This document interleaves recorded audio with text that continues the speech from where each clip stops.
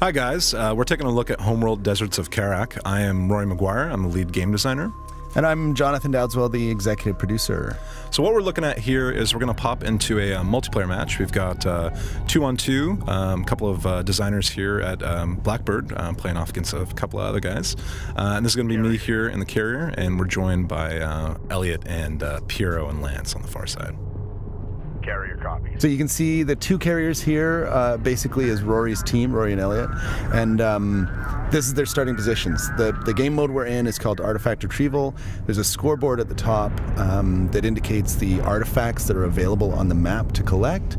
And basically what these guys are doing, the fiction is that they've arrived at a location on the planet of Kharak. There are artifacts in the region. There are also resources. There are also hostile enemies. And the two sides essentially are vying for point totals with the artifacts. So they're going out salvaging, trying to grab them with these base runners, and trying not to get killed in the meantime. And artifacts are more than just kind of an objective as well. They're these kind of ancient technologies hidden in the desert, and as we secure them, we're going to gain benefits from them as well. So we'll actually get more power on our carrier, and our carriers will become individually more powerful. The carrier is the center of our fleet. It's kind of the backbone of your army, both in campaign and also in multiplayer. And it is at once a battleship, it's a support vehicle, it's your key economic unit. So it's ultimately where the player positions their carrier determines a lot, dictates a lot. It's a strategic decision. So this whole game mode is predicated on using these base runners, which have been part of Blackbird for ages, to go out, find artifacts, and bring them back to an extraction zone. But along the way, you have to deal with the other enemy, which is trying to do the same thing and trying to kick your butt. You can see here the fidelity that we have in the game, beautiful physics, just incredible shadows and graphical details. It has taken so long for this thing to come together, but every time I see one of those things drive around, it just makes me super excited. Yeah, one of our key pillars of the game was a concept we called vehicle fantasy, and that's the sense that these vehicles have a real sense and purpose in the world as they're moving across. You get a sense of their power. That's amazing for us and amazing here in the desert, but it's also kind of a key component of Homeworld. The ships and the vehicles are really a character in the game. You may also have seen this feedback dial that comes up from time to time. That's also a piece of Homeworld. For those people that have played Homeworld, that was a big part of the 3D movement in that game. In our game, it is actually a 2D play space with a lot of height variation, and so we've got this feedback dial to try and match this game to the Homeworld vibe, but also give tactical choices about where you're going to place your units, where there is height advantage or disadvantage.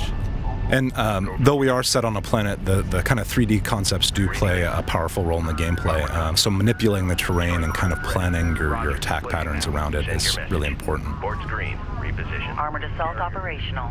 So we're making a move here on the artifact. It's that purple, glowing purple object over to the right there.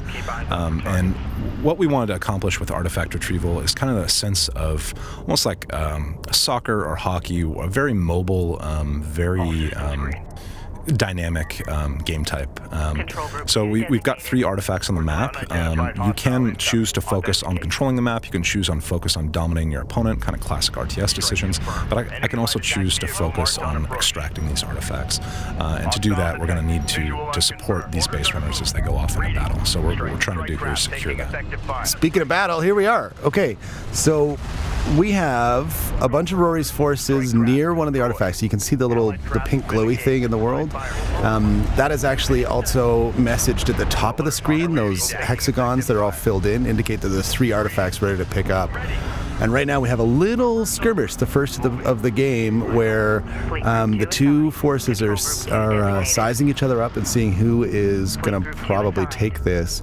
And it looks like we have a base runner in the region that is now going to move in and try and collect this guy. Nice move, Rory. And what I'm trying to do here with Elliot, one of our other designers, we're trying to grab this artifact. We've got our light attack vehicles there out in front. They're kind of scouting for our long-range railguns that we've got in the back. The other unit that we've got here is the armored assault, which is kind of our breaks the wedge. He's our heavily armored unit, moves a little bit slower. It's really strong against light vehicles, which we'll see those sand skimmers up there starting to back off as they're moving up. And these are all tier 1 units right now. We don't see any of the heavy units or the mid-range units yet, but presumably that's coming. But right now, it looks like we're just still focused on capturing this artifact. Base runner online. Which we're moving this guy back, but we do still have forces here, so it looks like we're going to go ahead and hold this position. Worth pointing out, those armored assault units there are sitting atop a hill, and they're actually gaining advantage from that. So terrain doesn't just break line of fire, it's also going to provide a significant advantage here. And you can see they're just melting those things as they're coming in. Alert. I love seeing the burning guys. Sometimes when units are not quite dead, but they're burning. And they're we actually have a flank here from one of the opposing players. They're trying to catch this artifact. Right on.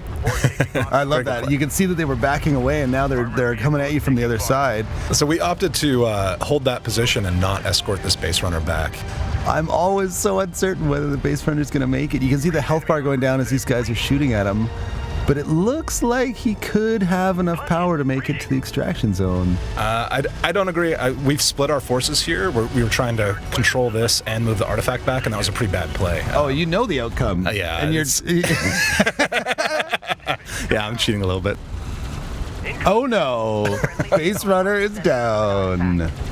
And these guys are going to fall back, and looks like we'll form up and make a couple of more runs at a few more artifacts. But that is a sneak peek at multiplayer and artifact retrieval. And thank you guys very much for joining us and taking a look.